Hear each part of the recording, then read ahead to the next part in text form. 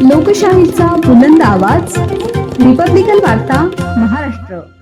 नांदगाव पंचायत समितीत वीरपत्नी मनीषाताई संदीप मोहिते यांच्या शुभ हस्ते ध्वजारोहण. बातमी नांदगाव येथून.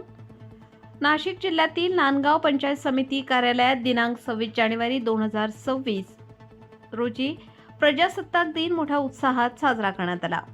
या प्रसंगी तिरंगी ध्वजाचे ध्वजारोहण नांदगाव तालुक्यातील मौजे मांडवड येथील आदरणीय वीरपत्नी मनीषाताई संदीप मोहिते यांच्या शुभ हस्ते पार पडले.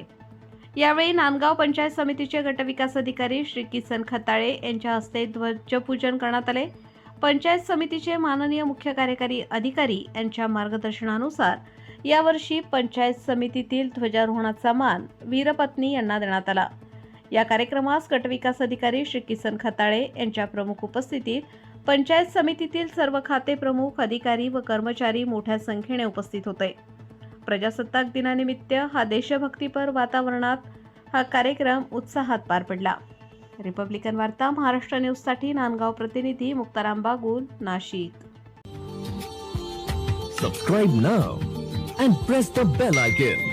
Never miss an update.